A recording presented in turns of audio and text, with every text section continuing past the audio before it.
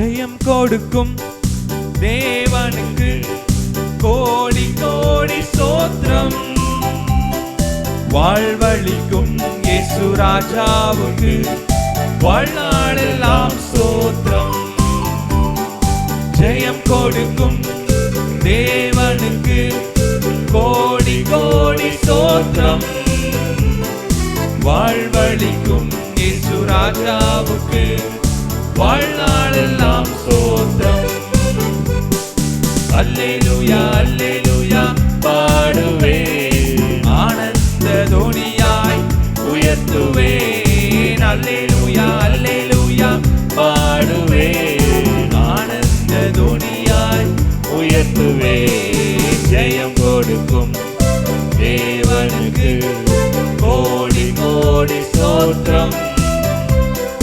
வாழ்வழிக்கும் இயேசு ராஜாவுக்கு வாழ்நாளெல்லாம் ஸ்தோத்திரம்.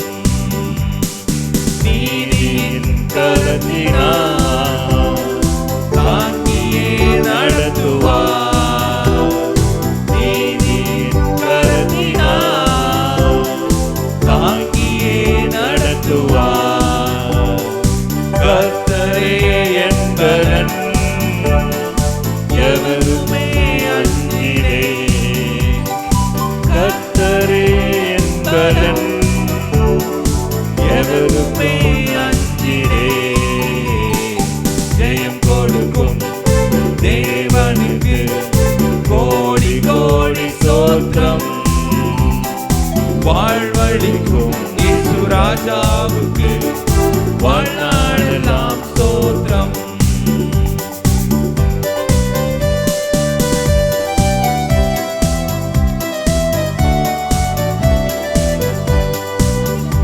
படைத்தவர், அவர் யுத்தத்தில் வல்லவர், அவரே ஜெயிக்கிறவர்.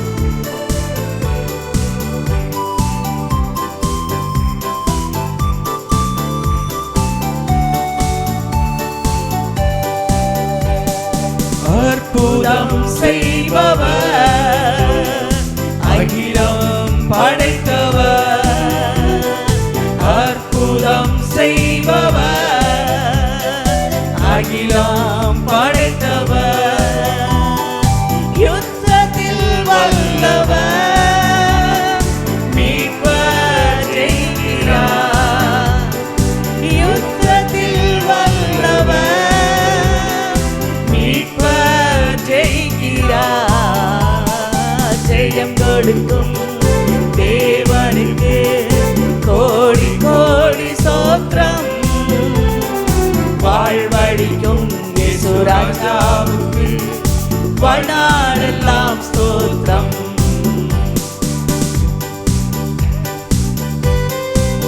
நம்முடைய தேவன் நம்முடைய நம்பிக்கையாய் இருக்கிறார். அவர் நன்மையும் கிருபையும் நம்மை தொடர செய்கிறவர். நம்முடைய வார்த்தையை அவர் கனப்படுத்துகிறார்.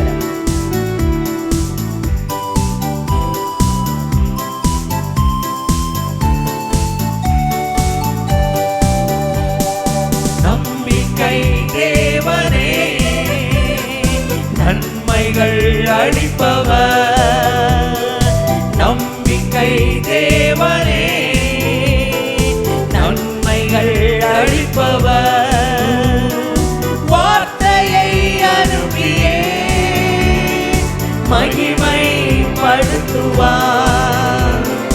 வார்த்தையை அனுப்பியே மகிமைப்படுத்துவார். ஜெயம் கொடுக்கும் தேவனுக்கு கோடி கோடி ஸ்தோத்திரம். வாழ்வழிக்கும் இயேசு ராஜாவுக்கு வாழ்நாளெல்லாம் ஸ்தோத்திரம்.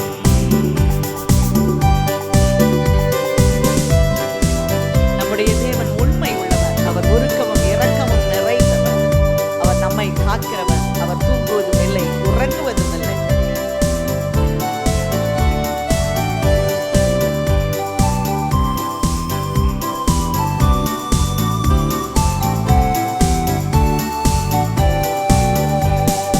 உண்மை தேவனே, உருக்கம் நிறைந்தவர். உண்மை தேவனே,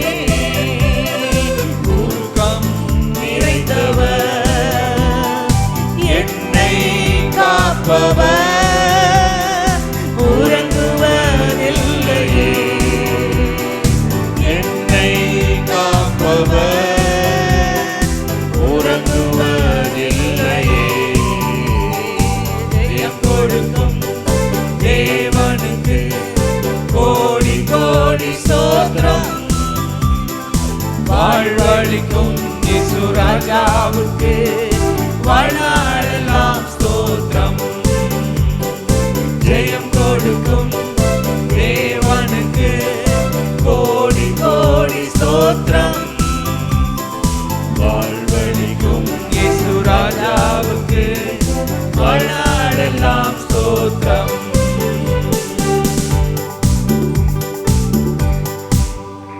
அல்லேலூயா. அல்லேலூயா. கர்த்தருடைய பரிசுத்த நாமத்திற்கு ஸ்தோத்திரம் உண்டாவதாக.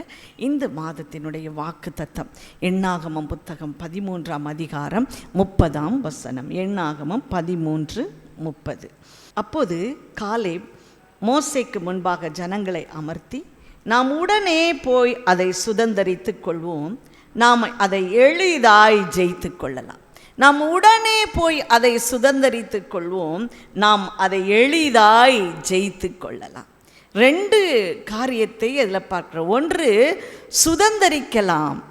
சுதந்தரிக்கணும்னா நம்ம அங்கே ஜெயிக்க வேண்டியது இருக்கிறது என்பது 2வது காரியம். நாம் எளிதாய் ஜெயித்து விடலாம். இந்த பகுதி எங்கே இருக்குது? இந்த எண்ணாகமம் 13ஆம் அதிகாரத்தை நாம் பார்க்கும் பொழுது ஆண்டவர் ஆதியாகமத்திலே ஆபிரகாமுக்கு சொன்னார், உனக்கும் உனக்கு பின்வரும் உன் சந்ததிக்கும் இந்த தேசங்கள் யாவையும் நான் உங்களுக்கு கொடுப்பேன் என்று சொல்லி இருக்கிறார். வாசிக்கலாமா? அந்த வார்த்தையை நாம் வாசிக்கலாம்.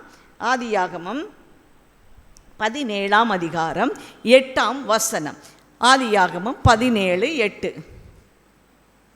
நீ பரதேசியாய் தங்கி வருகிற கானான் தேசம் முழுவதையும் உனக்கும் உனக்கு பின்வரும் உன் சந்ததிக்கும் நித்திய சுதந்திரமாக கொடுத்து நான் அவர்களுக்கு தேவனாய் இருப்பேன். நீ பரதேசியாய் தங்கி இருக்கிற இந்த கானான் தேசம்.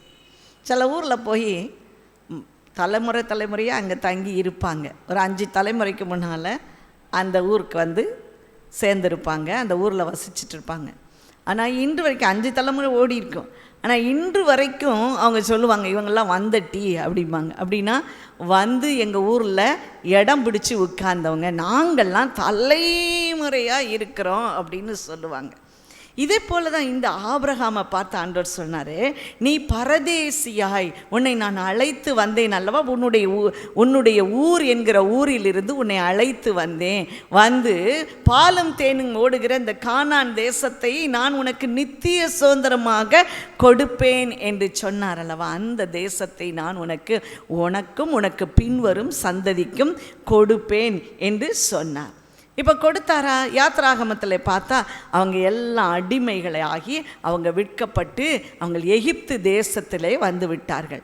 எகிப்து தேசத்திலே அடிமை வேலை செய்து கொண்டு இருக்கிறார்கள். இப்பொழுது ஆண்டவர் தம்முடைய வாக்குறுதியை, வாக்குத்தத்தத்தை அவர் நினைவு கூறுகிறார். என்ன நினைவு கூறுகிறார்? ஆபிரகாம் ஆகிய தம்முடைய தாசனுக்கு அவர் சொன்னார், உனக்கும் உனக்கு பின்வரும் சந்ததிக்கும் நான் இந்த கானான் தேசம் முழுமையும் கொடுப்பேன் என்று சொன்னார் அல்லவா. அதை நினைவு கூர்ந்து மோசேயின் மூலமாய் அந்த ஜனங்களை கானான் தேசத்திற்குள்ளேயே அழைத்து வருகிறார். என்ன பிரச்சனை இப்போ அப்படின்னு பார்த்தீங்கன்னா, அந்த எகிப்து தேசத்தில் அவர்கள் பலவிதமான தெய்வங்களை வணங்கினார்கள். ஏறத்தாழ 400 வருஷம் அங்கே இருந்தார்கள். அப்பொழுது அவர்கள் யெகோவா என்ற தேவனை அவர்கள் மறந்து விட்டார்கள். அவர்களுடைய சொந்த அந்த தேவனை மறந்துவிட்டு அந்நிய தேவனை நாடி பின்பற்றினார்கள். அப்பொழுது ஆண்டவர் தம்மை வெளிப்படுத்தி அந்த 10 வாதைகள் மூலமாக, பெரிய அற்புதங்கள் மூலமாக அவர்களை பாதுகாத்து அந்த கானான் தேசத்திற்கு அவர்களை அழைத்து வருகிறார். ஒன்றும் வேண்டாம், அப்படியே வாங்கன்னு சொல்லி அவர் அழைத்து வருகிற பொழுது அங்கே அடிமை கொண்டவர்களை கொள்ளையிட்டு கொண்டு வரும்படியாக, மிகுந்த திரவியத்தோடு வரும்படியாக அவர் செய்கிறார். ஆனால் இவர்கள் இந்த வனாந்தரம் வழியாக வருகிற பொழுது அங்கே தண்ணீர் தாகம் ஏற்படுகிறது, கொள்ளை நோய்கள் எல்லாம் வருகிறது. ஏனென்றால் இவர்கள் செய்த பாவத்தின் நிமித்தமாக ஆண்டவர் அவர்களுக்கு ஒரு வாழ்க்கை அனுபவத்தை கொடுக்கிறார். வாழ்க்கை அனுபவத்தினுடைய அவர்கள் கடந்து வரும்போது எப்போ நமக்கு நம்ம நல்லா தான் இருக்கோம் அப்படின்னு எப்போ தெரியும்? நம்ம கஷ்டப்படும் போது தான், ஓ பழைய காலத்தில் நம்ம நல்லா இருந்தோம், எப்படி இருந்தோம் தெரியுமா? அப்போ நமக்கு தெரிந்திருக்கவே தெரியாது. ஆனால் ஒரு நோய் வந்த பின்பு, ஒரு பாடுகள் வந்த பின்பு, ஒரு பிரச்சனை வந்த பின்பு நாம் முன்னால் இருந்த நிலைமை நல்ல நிலைமை என்று சொல்லி அறிவோம்.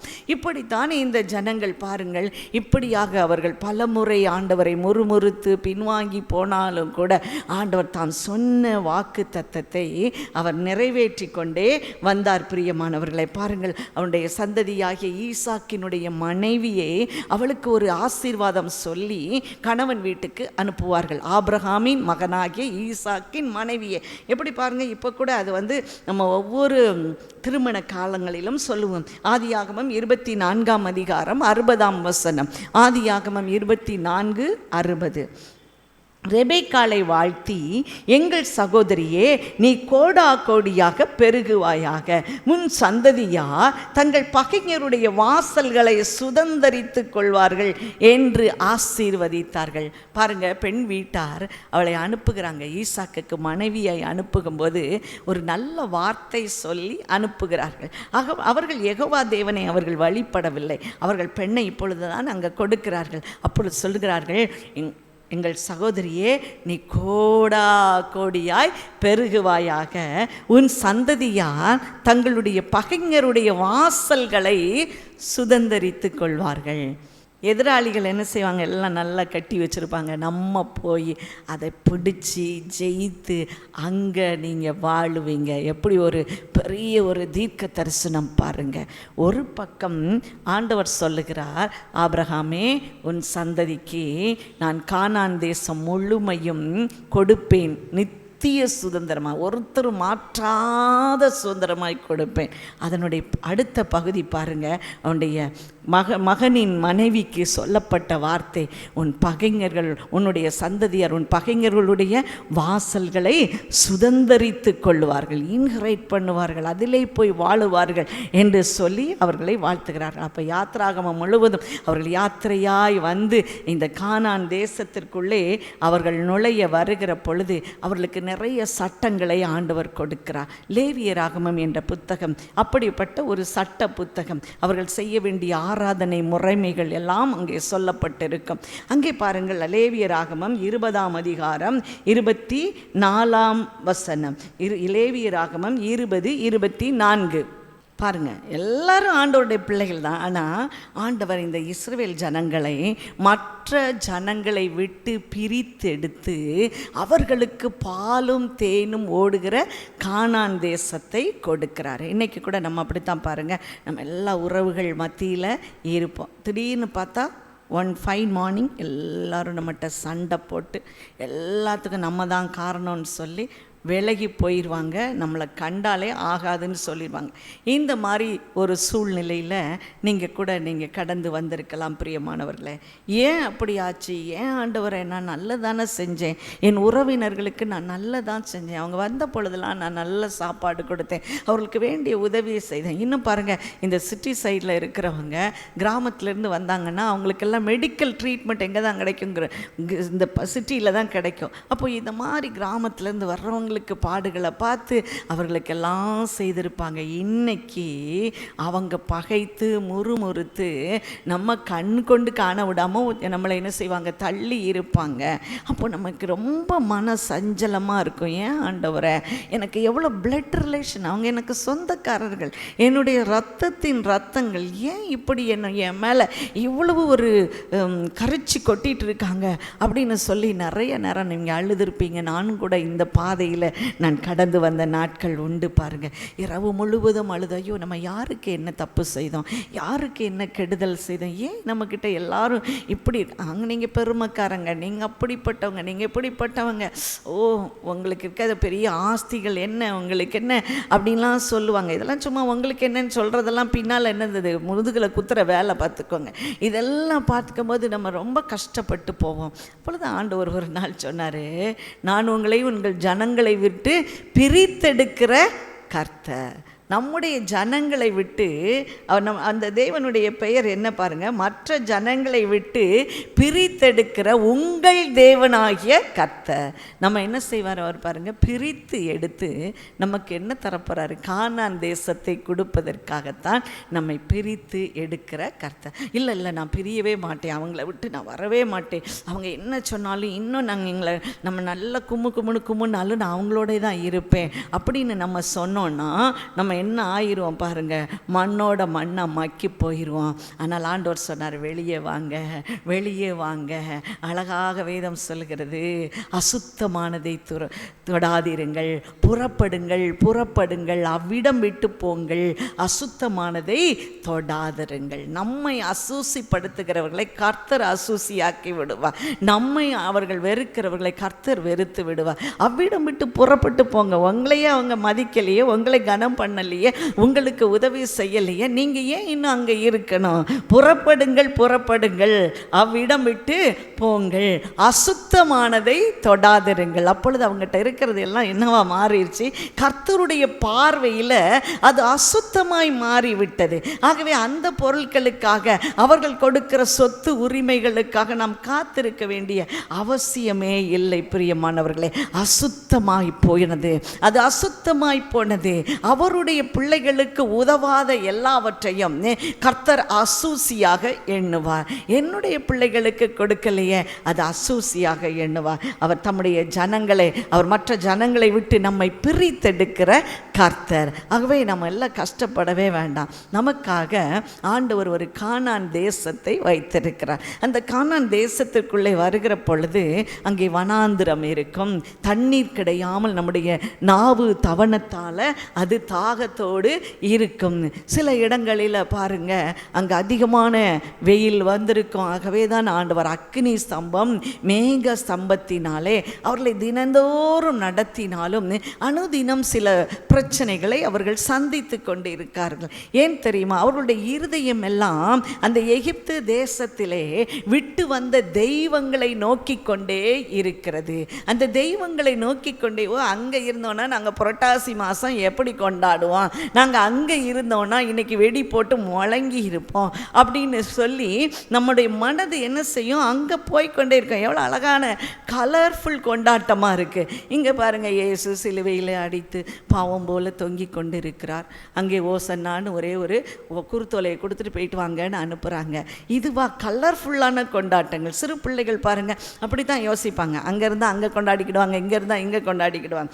தேவையானது என்ன? எல்லாம் கொண்டாட்டங்கள். இன்றைக்கு பாருங்கள், ஒரு கொண்டாட்டத்துக்கு கட்டாயம் பட்டாசு வெடிக்கணுமா? ஒரு பட்டாசுனாலும் வெடிச்சிடணும். கேள்விப்பட்டிருக்கீங்களா? இந்த விழாவை குறித்து கேள்விப்பட்டிருக்கீங்களா? ஆமாவா இல்லையா? எல்லாரும் ஆஸ்திரேலியா போன்ற கண்டங்களிலிருந்து வந்தது போல் வந்திருக்கீங்க. இங்கே ஒரு பண்டிகை இருக்குது. அந்த பண்டிகை ஒரு வெடியாவது வெடிக்கணும். என்ன பண்டிகை சொல்லுங்க பார்ப்போம். யோசித்து பார்த்தேன், அது என்ன?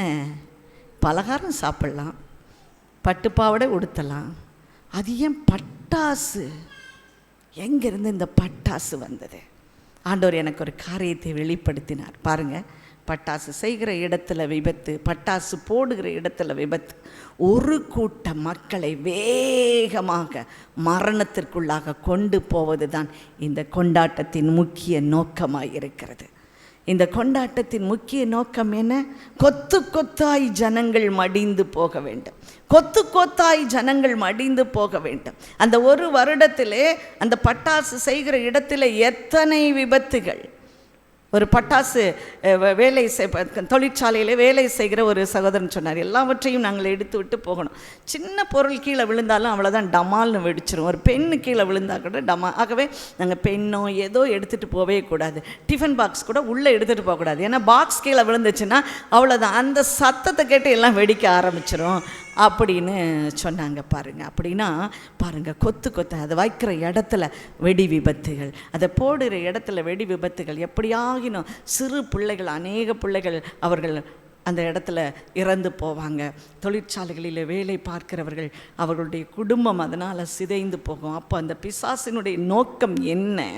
இப்படி ஜனங்கள் கொத்தாய் மடிய வேண்டும். ஆனால் இன்றைக்கி இதெல்லாம் அவங்களுக்கு புரியுதா? புரியவே இல்லை. அவர்கள் கொண்டாடி மகிழ்ந்து கொண்டு இருக்கிறார்கள். ஒரு சின்ன வெடினாலும் வெடிக்கணும், ஒரு சின்ன வெடினாலும் வெடிக்கணும். அதன் பின்னான இருக்கிற காரியத்தை பார்த்தீங்களா? இப்படி தான் அவர்கள் எகிப்து தேசத்திலிருந்து விட்டு வந்த தெய்வங்களை அவர்கள் எப்பொழுதும் அவர்களுடைய மனது ஈர்த்து கொண்டே இருக்கும். அடிக்கடி அவர்கள் மோசையோடு கூட அவர்கள் முறுமுறுத்து கொண்டே இருப்பார்கள். 6 லட்சத்திற்கும் அதிகமான பெயரை இந்த மோசை முன்னணியில் நின்று நடத்தி கொண்டு வருகிறான். இப்போ பக்கத்தில் வந்தாச்சு. இப்போ பாருங்க, இந்த தேசத்தை பங்கிட்டு கொண்டு கொடுக்க வேண்டும். அப்பொழுது அங்கே 2 பேரை முதல்ல உளவு பார்ப்பதற்காக அந்த தேசத்திற்குள்ளே அனுப்புகிறான். ஆனாலும் பாருங்க, அவன் அந்த தேசத்துக்குள்ளே போக முடியாதுன்னு ஆண்டவர் சொல்லிட்டாரு. ஒரு சிறு தவறு, அந்த தவறை செய்தது நிமித்தமாக கஷ்டப்பட்டு அந்த மோசே நீ உள்ளே போக முடியாது, ஆனால் நீ உன் கண்களால் பார்ப்பாய், ஆனால் அதை சுதந்தரித்து கொள்ள மாட்டாய். அப்படின்னா ஒரு காரியத்தை அனுபவிப்பதற்கு நமக்கு கர்த்தர் கொடுத்திருக்கிற கிருபை வேணும். ஒரு காரியத்தை அனுபவிக்க ஏராளமான சொத்து இருக்கலாம், ஏராளமான காரியங்கள் இருக்கலாம், ஏராளமான படிப்பு இருக்கலாம், ஏராளமான அதிகாரம் இருக்கலாம். ஆனால் அதை நாம் அனுபவிக்க ஆண்டவர் நமக்கு அதிகாரம் கொடுக்க வேண்டும். எல்லாவற்றையும் எனக்கு அனுபவிக்க அதிகாரம் உண்டு, ஆனால் ஒன்றுக்கும் நான் அடிமையாவது இல்லை. எல்லாவற்றையும் அனுபவிக்கலாம், ஆனால் ஒன்றுக்கும் நான் அடிமை ஆகவில்லை. அதை தான் ஆண்டவர் நம்மை பிரித்தெடுக்கிற கர்த்தர். பாருங்கள், இப்பொழுது தான் பாருங்கள், இந்த மோசே 12 இந்த கண்களை நீங்கள் இந்த எண்ணாகமம் புத்தகம் 13ஆம் அதிகாரத்திற்குள்ளே நீங்கள் ஓட விடுவீர்கள் என்றால் அங்கே சொல்லப்பட்டிருக்கும் 12 கோத்திரத்திலிருந்து நீ 12 பேரை தெரிந்து கொண்டு அந்த கானான் தேசத்தை பார்க்க போகும்படியாக நீ அனுப்பு என்று சொல்லுவார். பாருங்கள், எதுக்கெல்லாம் அவன் அனுப்புனான் பாருங்கள். அந்த தேசம் நல்லதா கெட்டதா இதை பார்க்க போனோம். அங்கே இருக்கிற மக்கள் பலவான்களா பலவீனர்களா என்பதை பார்க்கும்படியாக இந்த 12 பேரோடு கூட 2 பேரை அனுப்புகிறான், காலேபும் யோசுவாவும். அவர்கள் இஸ்ரவேல் குடும்பத்தை சேர்ந்தவர்கள் இல்லாவிட்டாலும் கூட இந்த காலேபும் யோசுவாவும் உண்மையும் உத்தமமாய் ஆண்டவரை பின்பற்றினபடியினால் இந்த ஒரு பிரதானமான வேலைக்கு ஆண்டவர் இவர்களை தெரிந்து கொண்டிருக்கிறார். ஆண்டவர் எந்த சோம்பேறியை கூட அவர் பயன்படுத்தவே முடியாது. பாருங்க, ஆண்டவர் பலசாலிகளை மாத்திரம் தெரிந்து கொண்டார் என்று சொல்வதற்கு இல்லை, அவர் பலவீனம் உள்ளவர்களை தான் தெரிந்து கொள்ளுகிறார். ஆனால் நோக்கம் என்ன? கர்த்தருக்காக எதையாவது செய்ய வேண்டும், உண்மையும் உத்தமமுமாய் அவரை பின்பற்ற வேண்டும். அதைத்தான் வேதம் சொல்லுகிறது.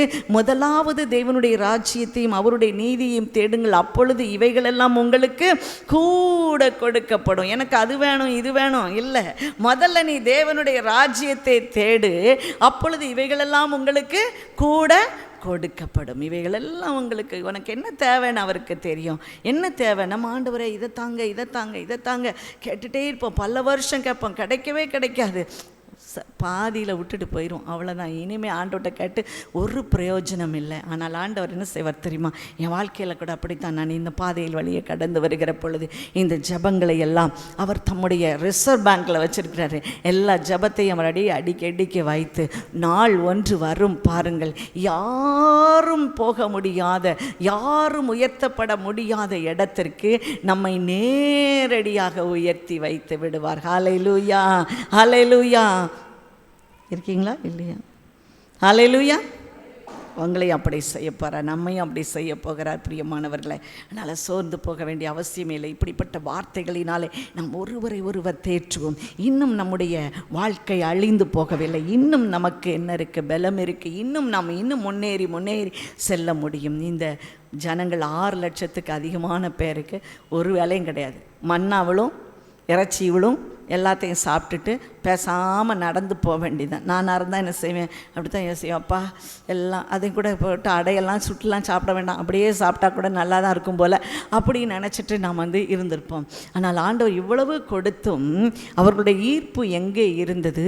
அந்நிய தேவர்கள் வசம். அங்கே நாங்கள் அப்பம் சுட்டோம், அங்கே இப்படி பான பலிகளை வார்த்தோம். இப்போ நான் அங்கே போகட்டுமா, அங்கே போகட்டுமா, ஐயோ இந்த வனாந்தரத்தில் வந்து செத்து போகுதுக்கா எங்களை அழைச்சிட்டு வந்த, ஐயோ செத்துப்பா. அங்கே என்ன இருக்குது? மேக ஸ்தம்பம் இருக்குது, அக்னி ஸ்தம்பம் இருக்குது, வேணா கடல் பிளக்கும், வேணா தண்ணீர் ஓடி வரும், எல்லாம் இருந்தும் இதுதான் மனித மனம், இதுதான் மனித வாழ்க்கை. எல்லாம் கொடுக்கப்பட்ட பொழுது நமக்கு அதனுடைய மேலே ஒரு திருப்தியே இருக்காது. திருப்தி அடையாத பொருட்கள் உண்டு என்று சொல்லி வேதத்தில் நம்ம பார்க்கிறோம். திருப்தியே சிலருக்கு இருக்காது, இன்னும் வேணும். அப்போ நமக்கு எப்போ திருப்தியான மனநிலை கிடைக்கும்? ஒன்றும் இல்லாமல் ஒரு நாள் நம்ம தூக்கி வீசப்படும் போது தான் நம்ம பழைய வாழ்க்கையை நினச்சி பார்ப்போம். அப்போ எல்லாம் இருந்தது, அப்போ எல்லாம் இருந்தது. அப்போ நம்ம என்ன செய்கிறோம்? அந்த அனுபவ பாடத்தை நாம் கற்றுக்கொள்ளுகிறோம். நம்ம உண்மையிலே நம்ம எல்லோரும் நல்லா இருந்தோன்னா அடுத்தவங்களுடைய விஷயங்கள் நமக்கு தேவையும் இல்லை, அதை பற்றி அறிந்திருக்கவும் மாட்டோம். ஒரு இழப்பின் மத்தியில் தான் மற்றவர்களுடைய இழப்பு நமக்கு கண்களுக்கு தெரியும். ஐயோ பிள்ளை இழந்திருக்காங்க, கணவனை இழந்திருக்கிறாங்க, மனைவி இழந்திருக்காங்க, எவ்வளவு பெரிய இழப்பு என்பது இழந்தவர்களுக்கு தான் தெரியும். ஒரு வீட்டை இழந்திருக்கலாம், கடன் பிரச்சனையில் சூழ்நிலைகளை இழந்திருக்கலாம். இப்பொழுது அதே போல் இழப்பின் மத்தியில் நடந்தவர்களுக்கு தான் தெரியும். ஆகவே தான் நமக்கு ஆண்டவர் இப்படிப்பட்ட அனுபவ பாடங்களோடு கடக்கும்படியாக செய்கிறார். இரும்பை உடைக்கும்போது, அதை உருக்கும்போது அது ரொம்ப கஷ்டப்படும். ஆனால் அதை அழகாக மாற்றி அதை ஒரு பொருளாய் மாற்றும்போது அதற்கு இருக்கிற பரிமாற்றம் எவ்வளவு பெருசாக இருக்கும் பாருங்கள். இதுதான் நம்மை குயவன் அந்த மண்ணை அவன் பல்வேறு பாத்திரங்களாக அவன் வனைந்து கொள்ளுகிறான். தனக்கு உகந்த பாத்திரமாக அது வனைங்கும் வரைக்கும் அதை வனைந்து கொண்டே இருக்கிறான். அது கெட்டு போனால் அதை திரும்பவும் அவன் வனைந்து கொண்டே இருக்கிறான். நமது ஆண்டவர் பரம குயவன், நம்ம இப்படியாக அவர் வனைந்து கொண்டே இருக்கிறார். இருக்கட்டும், இப்பொழுது யோசுவாவையும் காலேபையும் 2 பேர் ப்ளஸ் இந்த 12 பேரையும் கானான் தேசத்திற்குள்ளே வேவு பார்க்கும்படியாக அனுப்புகிறான் இந்த மோசே. பாருங்க, அவங்க வந்து எல்லாரும் சொல்றாங்க, அங்க இருக்கிற ஜனங்கள் நெடிய ஜனங்கள், அங்கே ஏனாக்கியர் இருக்கிறார்கள், அங்கே எமோரியர் இருக்கிறார்கள், எபூசியர் இருக்கிறார்கள். இந்த ஏனாக்கியர் என்பவர்கள் ஒரு பெரிய நெடிய உருவமுடையவர்கள், அவர்கள் ராட்சச பிறவிகள், நாம் அங்கே போயெல்லாம் சமாளிக்க முடியாது. மோசே சொல்லி அனுப்புவாங்க, போயிட்டு சில கனிகளை கொண்டு வாங்க. இந்த காலேபும் யோசுவாவும் என்ன செய்வாங்க பாருங்க, அங்கே ஒரு திராட்சை குலையை அறுத்து அதை ஒரு கம்புல கட்டி 2 பேர் தூக்கி கொண்டு வருவார்கள். அப்படின்னா அந்த திராட்சை குலை எவ்வளவு நீர் செறிந்ததாய் சத்து செறிந்ததாய் இருக்கும் பாருங்க.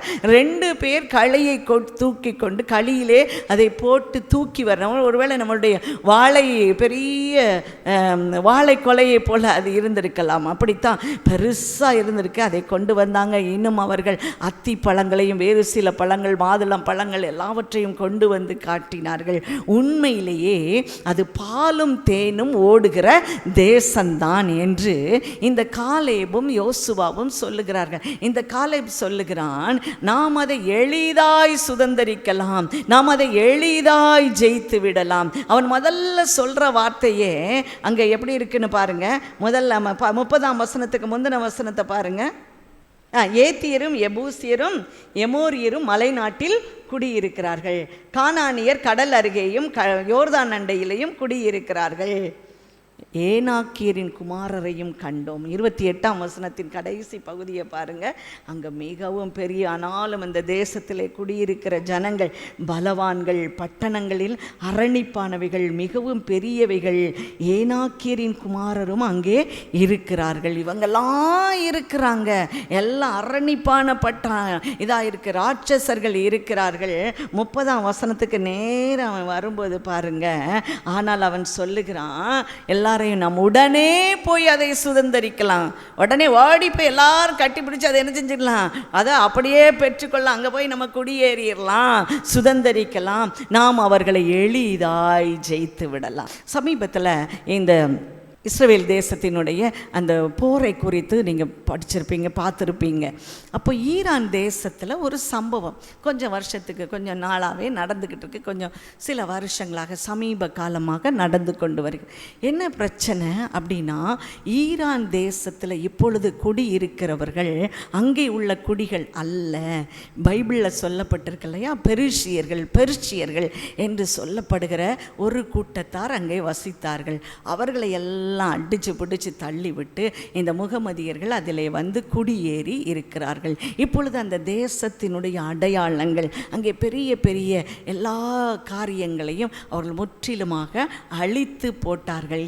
ஈராக் தேசத்தில் தான் இந்த நேபுகாத்நேச்சாரின் அந்த தொங்கு தோட்டம், இப்படியாக உயர்ந்த மாளிகைகள் இதெல்லாம் இருந்தது. அவர்களுடைய முதல் வேலை என்ன தெரியுமா, அடையாளங்களை அழிச்சு போட்டுருவாங்க. அடையாளங்கள் எல்லாவற்றையும் அழித்து போட்டு அங்கே இருக்கிற ஜனங்களுடைய அடையாளங்களை அழித்து போட்டு தங்களுடைய அடையாளங்களை அதன் மேலே ஏற்றி விடுவார்கள். நம்ம தேசத்தில் கூட பாருங்கள், அதுக்குள்ளே அது இருந்தது இது இருந்தது, அங்கே ஏற்கனவே கோயில் இருந்தது. ஏன்னா அந்த அடையாளங்களை அழித்து விட்டு தங்களுடைய அடையாளங்களை பொறித்து விட்டார்கள். இந்த ஈரான் தேசம் ஆகவே யாராலும் அது ஜெயிக்கப்பட முடியாததா, அது தான் தோன்றித்தனமாக திடீர்னு பாரு எல்லாரையும் சொல்லிகிட்டே இருந்தான். திடீர்னு வருவேன், அணுகுண்டை போடுவேன், நான் பாட்டு போய்கிட்டே இருப்பேன். அணுகுண்டு போட்டால் அடுத்து ஒருத்தன் கூட உயிரோடு இருக்க முடியாது, எதிராளி வந்து மறுபடி போடுறதுக்கு அங்கே ஆளே இருக்காது. ஆனால் பாருங்கள், அங்கே பெரிய பெரிய படை தளபதிகள் அங்கே செத்து கொண்டு இருக்கிறாங்க. எப்படி பாருங்கள், காரில் போவாங்க, அந்த தளபதிக்கு அருகில் மனைவி இருப்பாங்க. ஆனால் அந்த காரில் அப்படியே மேலே குண்டுகளால் வீசப்பட்டு அந்த தலைவன் மாத்திரம் அழிந்து போவாங்க. அந்த தலைவன் மாத்திரம், எப்படி ஒரு ஆச்சரியம், அப்படியே உள்ளே வச்சு அப்படியே சொர்க்கத்துக்கு அனுப்பிட வேண்டியதுதான். பாருங்கள், இப்படித்தான் நடந்து கொண்டு இருந்தது. 1 2 இல்லை 12 பேருக்கு அதிகமானவர்களை அப்படி அழித்து போட்டார்கள். அதற்குள்ளே எங்கள் இஸ்ரவேல் தேசமும் காசாவும் சண்டையை போட்டு பெரிய ஆச்சு.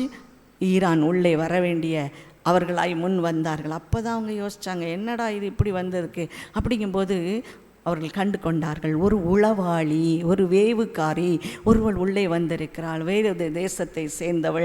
அவள் என்ன செய்தாள், அந்த நாட்டு பெண்களைப் போல உடை அணிந்து கொண்டு அவள் வந்து அந்த படை தளபதிகளினுடைய மனைவிகளோடு அவர்கள் ஒரு நல்ல ஒரு ரிலேஷன்ஷிப், ஒரு உறவு முறைகளை ஏற்படுத்தி கொண்டு அவர்களோடு பழகுவது, அவர்களோடு சமையலறை வரைக்கும் செல்லுவது.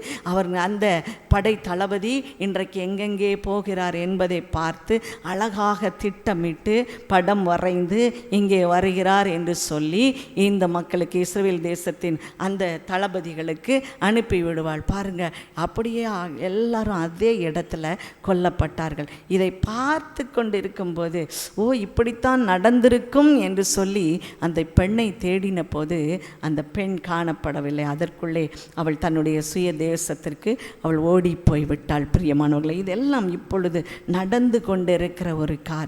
அப்படி என்றால் இந்த வேவு பார்க்கிறவர்கள் எவ்வளவு ஒரு ரிஸ்க் ஜாபை எடுத்திருக்கிறார்கள் பாருங்கள்.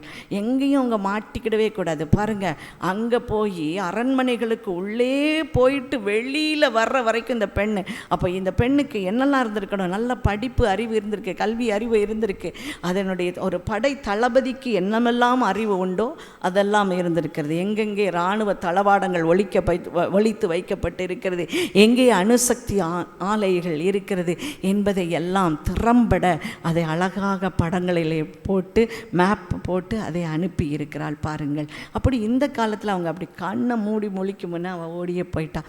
இப்போது இந்த தேசத்தில் ராட்சசர்கள் கூடி இருக்கிறாங்க, எல்லாம் இருக்காங்கப்பா, எல்லாம் தான் இருக்காங்க. ஆனால் நம்ம சுதந்திரிக்கலாம். ஏன் தெரியுமா, அந்த காலேபை குறித்து சொல்லப்பட்டிருக்கும், அவன் வேறே ஆவி உடையவனாய் இருந்தான். அது என்ன வேறே ஆவி?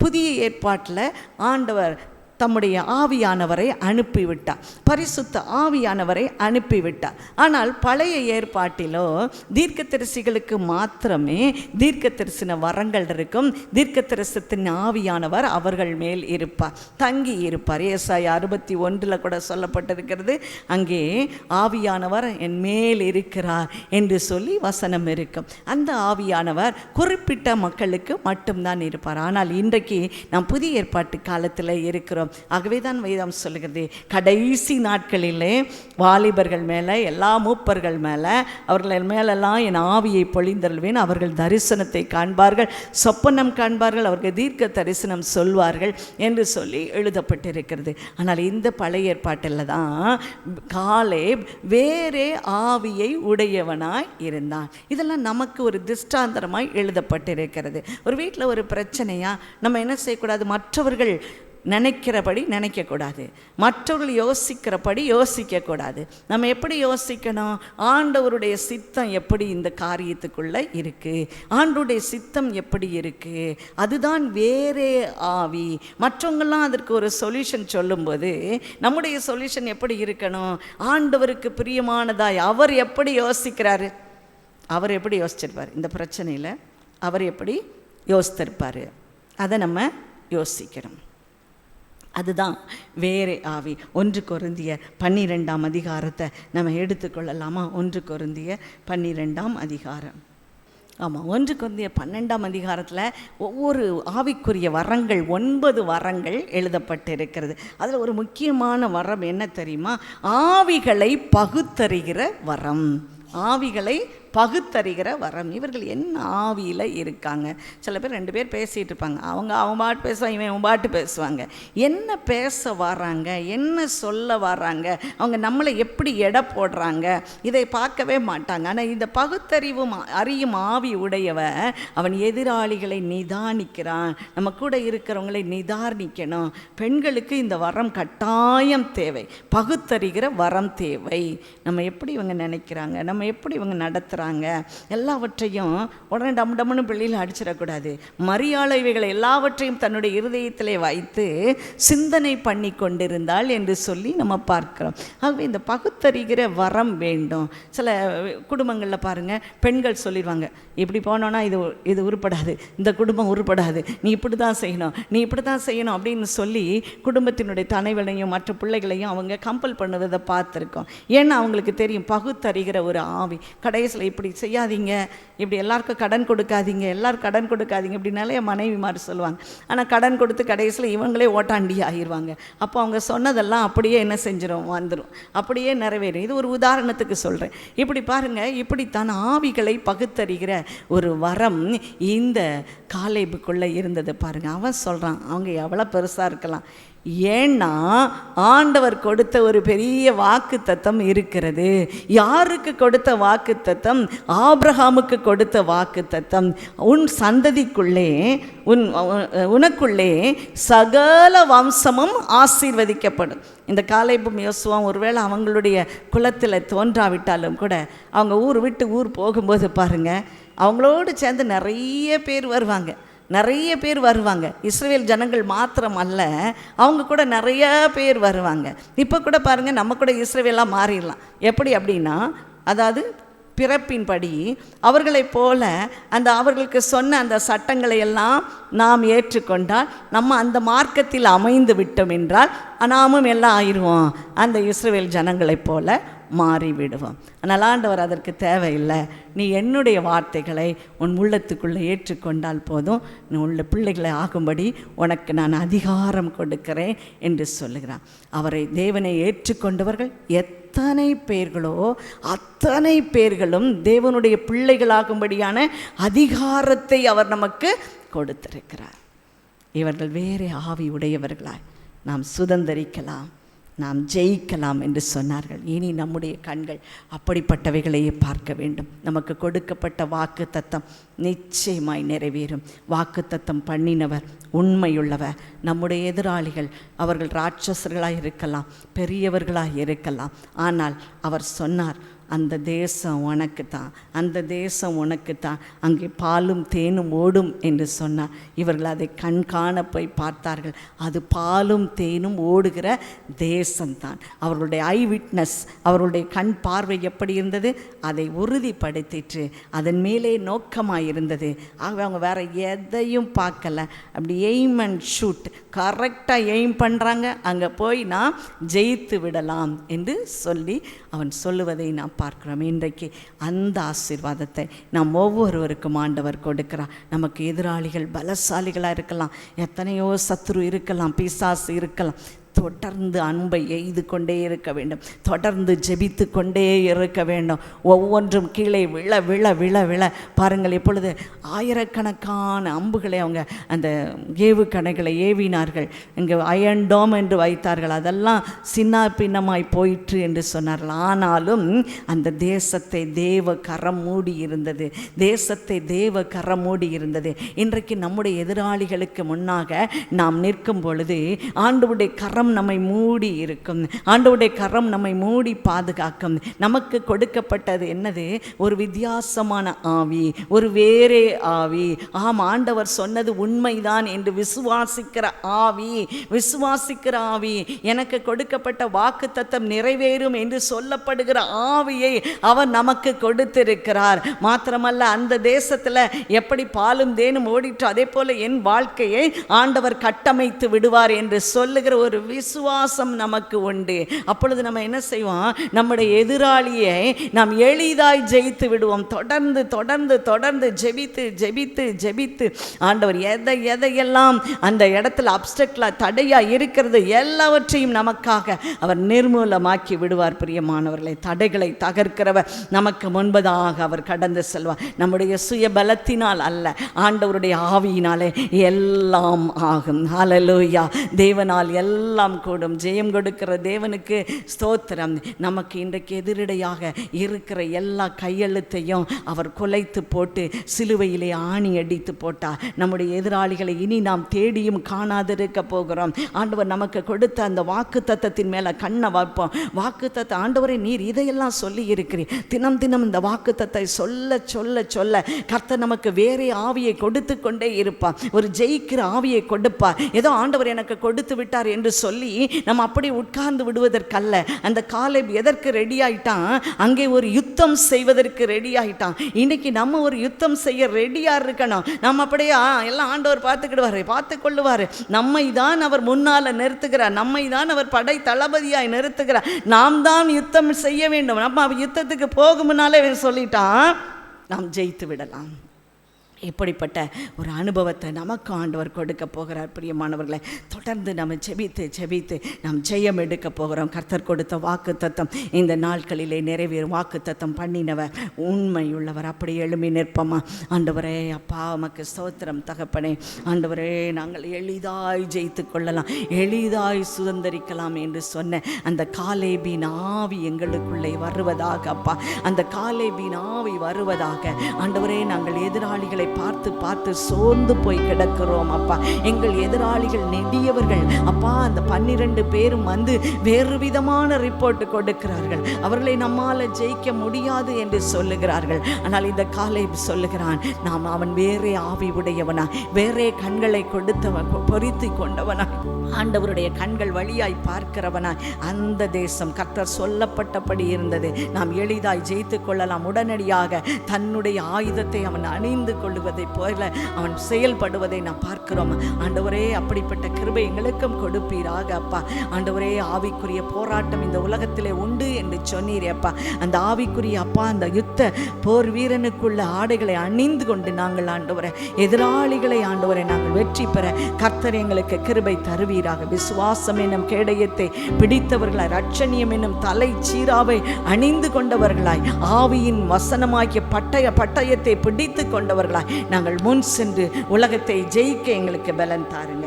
அப்படி நீர் செய்கிறதற்காக உமக்கு நன்றி அப்பா. இதை கேட்டுக்கொண்டிருக்கிற எங்களோடு இணைந்து ஜெபிக்கிற ஒவ்வொருவரையும் ஆண்டவரே, நீர் சொல்லுகிற காரியம் நாம் எளிதாய் சுதந்திரித்துக் கொள்ளலாம், நாம் எளிதாய் ஜெயித்து விடலாம், எளிதாய் ஜெயித்து விடலாம், பிரச்சனைகளை எளிதாய் ஜெயித்து விடலாம், நமக்கு தந்த வாக்கு தத்தத்தை நாம் எளிதாய் சுதந்திரிக்கலாம் என்ற நம்பிக்கையை ஒவ்வொருவருக்கும் ஊற்றுவீராக. கர்த்தர் அப்படி செய்கிறதற்காக உமக்கு நன்றி அப்பா, நன்றி அப்பா, நன்றி. ஒவ்வொருவர் மேலும் இயேசுவின் ரத்தம் தெளிக்கிறோம், ஒவ்வொரு வாகனங்கள் மேலும் இயேசுவின் ரத்தம் தெளிக்கிறோம், ஒவ்வொரு வீட்டின் நிலைக்கால்கள் மேலும் இயேசுவின் ரத்தம் தெளிக்கிறோம், ஒவ்வொருவர் மேலும், ஒவ்வொரு குடும்பத்தின் மேலும், சந்ததியின் மேலும் இயேசுவின் ரத்தம் தெளித்து ஜெயம் எடுக்கிறோம். வாதை கூடாரத்தை அணுகாதபடி காத்துக்கொள்ளுங்க. எல்லா துதியும் கனமும் மகிமையும் கர்த்தர் ஒருவருக்கே செலுத்துகிறோம். இயேசுவின் நாமத்தினாலே ஜெபிக்கிறோம் பிதாவே. நம்முடைய கர்த்தராகிய இயேசு கிறிஸ்துவின் கிருபை, பிதாவாகிய தேவனுடைய அன்பும் பரிசுத்தாவியானுடைய அந்யோன்யம் சமாதானம் சந்தோஷம் நம் அனைவரோடு எப்போதைக்கு இருப்பதாக. ஆமென். என் ஆத்துமாவே கர்த்தரை ஸ்தோத்திரி, ஸ்தோத்திரி. என் முழு உள்ளமையோருடைய பரிசுத்த நாமத்தை ஸ்தோத்திரி. என் ஆத்துமாவே கர்த்தரை ஸ்தோத்திரி. கர்த்தர் செய்த சகல உபகாரங்களை மறவாதே. ஆமென். அவர் உன் அக்கிரமங்களை எல்லாம் மன்னித்து உன் நோய்களை எல்லாம் குணமாக்கி உன் பிராணனை அழிவுக்கு விலக்கி மீட்டு நெக்கிருபையினாலும் இரக்கங்களினாலும் முடிசூட்டி நன்மையினால் உன் வாயை திருப்தி ஆக்குகிறார். கழுகுக்கு சமானமாய் உன் வயது திரும்ப வாழ வயது போல் ஆகிறது. அல்லேலூயா, அல்லேலூயா, அல்லேலூயா. கர்த்தர் உங்களை சீயோனில் இருந்து ஆசீர்வதிப்பார். God bless you. ஆராதனை இயேசு